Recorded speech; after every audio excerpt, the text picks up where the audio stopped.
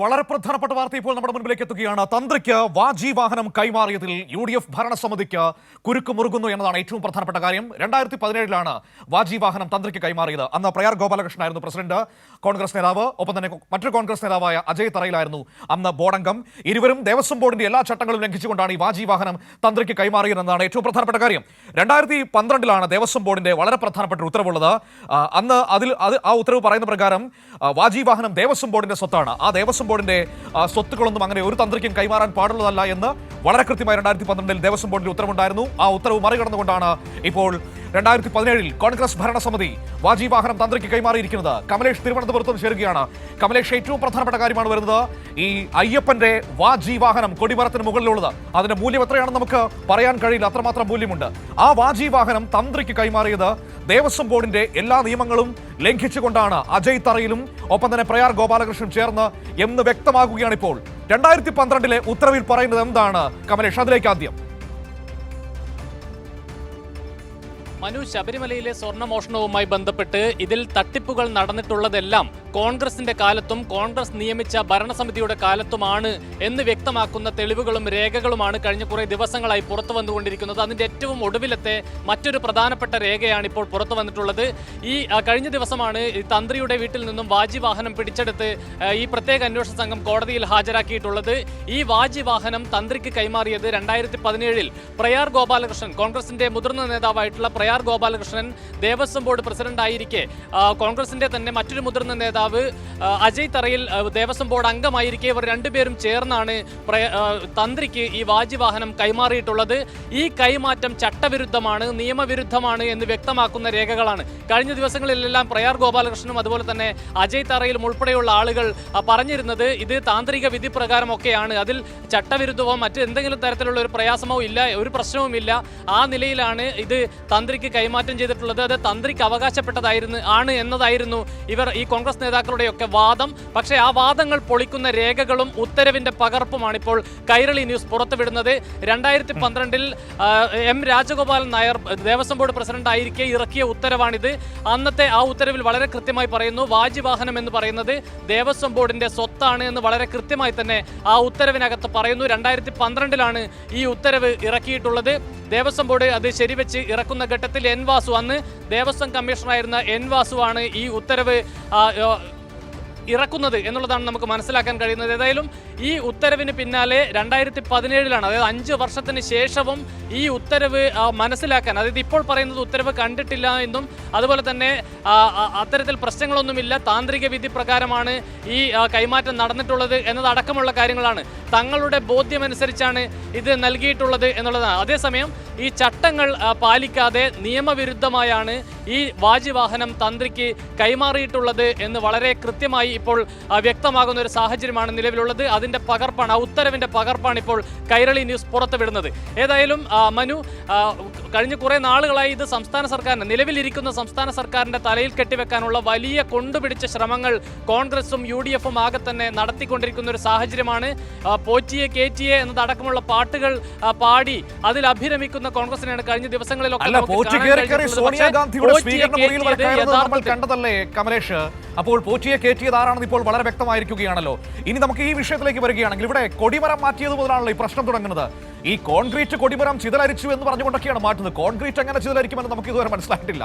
Concrete കൊടിമരം ചിതലരിച്ചു എന്ന് പറഞ്ഞ് മാറ്റുന്നു. സാധാരണഗതിയിൽ ഈ വാജി വാഹനം എന്താണ്? വാജി വാഹനം ശബരിമലയിലേക്ക് വഴിപാടായി നൽകിയിട്ടുള്ളതാണ് ദേവസ്വം ബോർഡിലേക്ക്, ശബരിമലയിലേക്ക്. അപ്പോൾ അത് ദേവസ്വം ബോർഡിന്റെ പൊതുസ്വത്താണ്, ദേവസ്വത്തിന്റെ പൊതുസ്വത്താണ്. അതങ്ങനെ ആർക്കെങ്കിലും താന്ത്രികപരമായി താന്ത്രിക സമുച്ചയത്തിലൊക്കെ പറയുന്നുണ്ട് എന്ന് പറഞ്ഞ് കൈമാറാൻ കഴിയില്ല. ഹൈക്കോടതി തന്നെ 2017 ആ കാര്യം വ്യക്തമാക്കിയിട്ടുള്ളതാണ്. അങ്ങനെ ഒരു പശ്ചാത്തലം നിൽക്കുമ്പോഴാണ് ഇത് തന്ത്രി കൊണ്ടുപോയിക്കോളൂ എന്ന് പറഞ്ഞുകൊണ്ട് ഈ പ്രയാർ ഗോപാലകൃഷ്ണനും അജയ് തറയിലും ചേർന്ന് അത് തന്ത്രി കണ്ഠരര് രാജീവർക്ക് അനായാസം എടുത്തു കൊടുക്കുന്നത്. അവിടെയാണ് പ്രശ്നം വരുന്നത്. ഇത് ചില്ലറ കളിയാണോ? വാജി വാഹനത്തിന് ഒരു മതിപ്പ് മൂല്യം എന്തായിരിക്കും? ഒന്ന് ഓർത്തു നോക്കൂ കമലേഷ്. മനു, തീർച്ചയായും വാജിവാഹനം അത് സ്വർണം പൂശിയ വാജിവാഹനമാണ്. പക്ഷേ അതിന് സ്വർണത്തിന്റെ മാത്രം മൂല്യമല്ല എന്നുള്ളത് നമുക്ക് എല്ലാവർക്കും അറിയാവുന്നതാണ്. അതിന് ഈ പറഞ്ഞതുപോലെ തന്നെ ശബരിമലയുടെ ഒരു സ്വത്ത് എന്നുള്ള നിലയിലുള്ള മൂല്യം അത് വളരെ വലിയ മൂല്യമാണ് അതിനകത്തുള്ളത്. പക്ഷേ അതിനൊരു മൂല്യവും കൽപ്പിക്കാതെ കോൺഗ്രസിന്റെ നേതാക്കളാണ് അന്ന് ദേവസ്വം ബോർഡിന്റെ പ്രസിഡന്റായിരിക്കുകയും ദേവസ്വം ബോർഡ് അംഗമായിരിക്കുകയും ചെയ്യുന്ന യഥാക്രമം ഈ പറഞ്ഞതുപോലെ പ്രയാർ ഗോപാലകൃഷ്ണനും അജയ് തറയിലുമാണ് ഒരു ചട്ടങ്ങളും പാലിക്കാതെ, അല്ലെങ്കിൽ ഈ ചട്ടങ്ങളെല്ലാം നിലനിൽക്കുകയാണ്. 2012 എം രാജഗോപാൽ നായർ ദേവസ്വം ബോർഡ് പ്രസിഡന്റായിരിക്കെ ഇങ്ങനെ ഒരു ഉത്തരവ് ഇറക്കുന്നത്. ആ ഉത്തരവിൽ വളരെ കൃത്യമായി പറയുന്നു, വാജിവാഹനം ഉൾപ്പെടെയുള്ള സ്വത്തുക്കളെല്ലാം അത് ദേവസ്വം ബോർഡിന്റെ അധീനതയിൽ വരുന്നതാണ്, ദേവസ്വം ബോർഡിന്റെ സ്വത്താണ് എന്ന് വളരെ കൃത്യമായി ആ ഉത്തരവിൽ പറയുന്നു. ആ ഉത്തരവാണ് പിന്നീട് ദേവസ്വം ബോർഡിന്റെ ചട്ടമായും മറ്റു കാര്യങ്ങളും ഒക്കെ ആയി മാറുന്നത്. അതിന്റെ മാനുവലിലൊക്കെ ഈ നിലയിലാണ് കാര്യങ്ങൾ വരുന്നത്. പക്ഷേ ഈ ദേവസ്വം ബോർഡിന്റെ മാനുവലും ചട്ടങ്ങളും എല്ലാം കാറ്റിൽ പറത്തിക്കൊണ്ടാണ് 2017 കോൺഗ്രസ് നിയമിച്ച ഭരണസമിതി നിലവിലിരിക്കെ കോൺഗ്രസിന്റെ നേതാക്കളായ അജയ് തറയിലും അതുപോലെ തന്നെ പ്രയാർ ഗോപാലകൃഷ്ണനും മുൻകൈയെടുത്തുകൊണ്ട് ഈ വാജിവാഹനം തന്ത്രിക്ക് കൈമാറുന്നത്. അത് എന്തിന്റെ ഭാഗമായിട്ടാണ്, അല്ലെങ്കിൽ എന്ത് കാര്യത്താലാണ്, എന്ത് കാരണത്താലാണ് ഇത്തരമൊരു കൈമാറ്റം പെട്ടെന്നുണ്ടാകുന്നത് എന്നത് വിശദീകരിക്കേണ്ടത് കോൺഗ്രസ് തന്നെയാണ് എന്ന കാര്യത്തിൽ യാതൊരു തർക്കവുമില്ല. ഇതുവരെയും, അതായത് പിന്നീട് ഒരു വിഷയം വന്നപ്പോൾ ഈ വാജിവാഹനം തിരികെ നൽകുന്ന ഒരു ഘട്ടമൊക്കെ ഉണ്ടായിരുന്നു. പിന്നീട് ഇത് നിലവിൽ ഇപ്പോൾ SIT സംഘം, അതായത് പ്രത്യേക വാജിവാഹനം തിരികെ നൽകാൻ അയാൾ തീരുമാനിച്ചത് എപ്പോഴാണ് കമലേഷ്? ഈ പറയുന്ന വിവാദങ്ങളെല്ലാം ഉണ്ടായി, ഈ പറയുന്ന പ്രശ്നങ്ങളിലേക്ക് പോകുന്നുവെന്ന് കുടുങ്ങും എന്ന ബോധ്യം വന്നപ്പോഴല്ലേ തന്ത്രി കണ്ഠരര് രാജീവര് വാജിവാഹനം തിരികെ നൽകാം എന്നൊരു തീരുമാനത്തിലേക്ക് എത്തുന്നത്? മനു, തീർച്ചയായും അതിൽ തന്നെ ശ്രദ്ധിക്കേണ്ട മറ്റൊരു പ്രധാനപ്പെട്ട കാര്യം, അത് തന്ത്രിക്ക് അവകാശപ്പെട്ടതാണെങ്കിൽ ഒരു ഘട്ടത്തിലും തന്ത്രി ഇത് തിരികെ നൽകേണ്ട കാര്യമുണ്ടായിരുന്നില്ല എന്നുകൂടി നമ്മൾ മനസ്സിലാക്കേണ്ടതുണ്ട്. അപ്പോൾ വളരെ കൃത്യമായി അവകാശമില്ലാത്ത എന്തോ ഒരു വസ്തുവാണ് അത് എന്ന കാര്യത്തിൽ അവർക്ക് തന്നെ ബോധ്യമുണ്ടായിരുന്നു. അതുകൊണ്ട് തന്നെയാണ് ഈ സ്വർണ്ണപ്പാളികളിലൊക്കെ അന്വേഷണം വന്ന ഘട്ടത്തിൽ അതൊക്കെ പലയിടങ്ങളിൽ നിന്നും പിടിച്ചെടുക്കുന്ന ഒരു ഘട്ടം വന്നപ്പോഴാണ് വാജിവാഹനവും വളരെ തന്ത്രപരമായി ശബരിമലയിലേക്ക് കൊണ്ടുപോകുന്ന, അല്ലെങ്കിൽ നൽകാൻ തയ്യാറാണെന്ന നിലയിലേക്കുള്ള ഒരു പ്രതികരണം തന്ത്രിയുടെ ഭാഗത്തു നിന്നും വരുന്നത്. അത് തന്ത്രിക്ക് അവകാശപ്പെട്ടതാണെങ്കിൽ അത് തിരിച്ചു കൊടുക്കേണ്ട കാര്യമുണ്ടായിരുന്നില്ല എന്നുകൂടിയാണ് ആളുകൾ മനസ്സിലാക്കേണ്ടത്. അങ്ങനെയെങ്കിൽ തന്ത്രിക്ക് അവകാശപ്പെട്ടതല്ല എന്ന് തന്ത്രിക്ക് ബോധ്യമുണ്ട്. ആ നിലയിൽ കോൺഗ്രസിന്റെ നേതാക്കളായ ഈ പ്രയാർ ഗോപാലകൃഷ്ണനും അതുപോലെ തന്നെ അജയ് തറയിലിനും ആ ബോധ്യം ഉണ്ടായിരിക്കണം.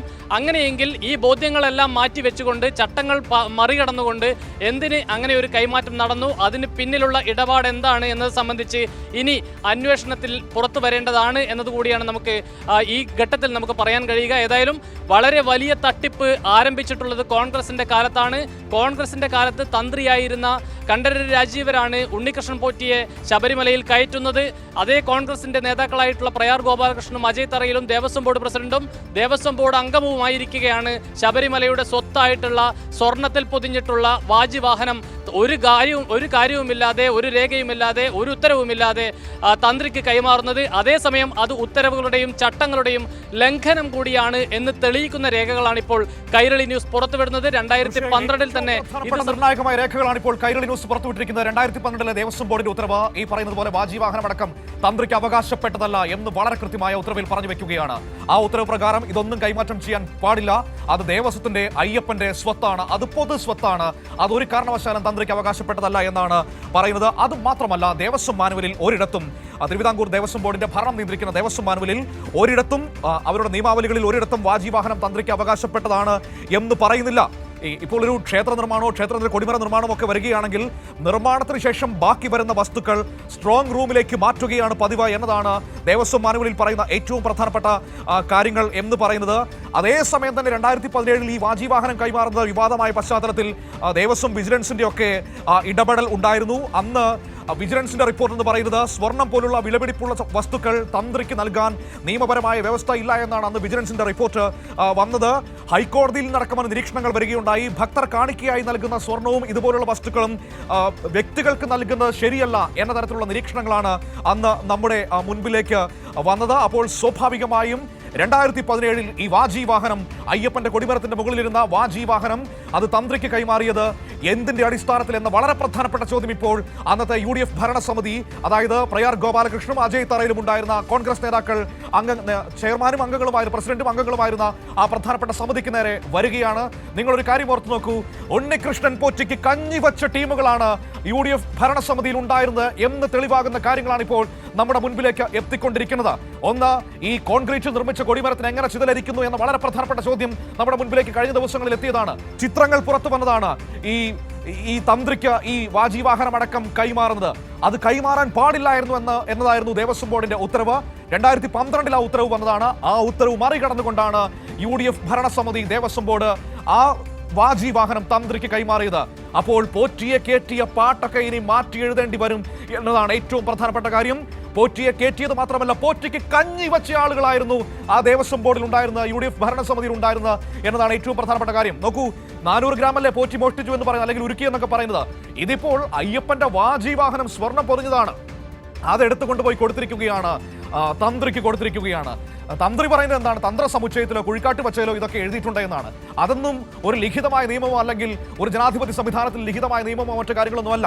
ഒരു ദേവസ്വം ബോർഡിന്റെ ഭരണ സംവിധാനത്തിന് കീഴിൽ പ്രവർത്തിക്കുന്ന വസ്തുനിഷ്ഠമായ ഒരു ഭരണ സംവിധാനമുള്ള ഇടമാണ് ശബരിമല. അപ്പോൾ അവിടെയുള്ള തന്ത്രി അവിടെ ആചാരപരമായ കാര്യങ്ങൾ പറഞ്ഞ് ബോർഡിലെയും അംഗങ്ങളെയും പറ്റിക്കുന്നു, അതിന് കൂട്ടുനിൽക്കുന്നു കോൺഗ്രസിന്റെ ഭരണസമിതി എന്നതാണ് ഏറ്റവും പ്രധാനപ്പെട്ട കാര്യമായി നമ്മുടെ മുൻപിലേക്ക് വന്നിരിക്കുന്നത്. ഏതായാലും ഇപ്പോൾ ശബരിമല സ്വർണ്ണമോഷണ കേസിൽ UDF നിയമിച്ച ദേവസ്വം ബോർഡ് കുടുങ്ങുന്നു എന്നതാണ് ഏറ്റവും പ്രധാനപ്പെട്ട കാര്യം. അപ്പോൾ പോറ്റിയെ കയറ്റിയത് ആരാണ് എന്നിപ്പോൾ കോൺഗ്രസുകാരോട് നമ്മൾ തിരിച്ചു ചോദിക്കേണ്ട സാഹചര്യത്തിലേക്ക് കാര്യങ്ങൾ എത്തുകയാണ്. പുതിയ പാട്ടൊക്കെ എഴുതേണ്ടി വരും എന്നതാണ് ഇപ്പോൾ ഏറ്റവും പ്രധാനപ്പെട്ട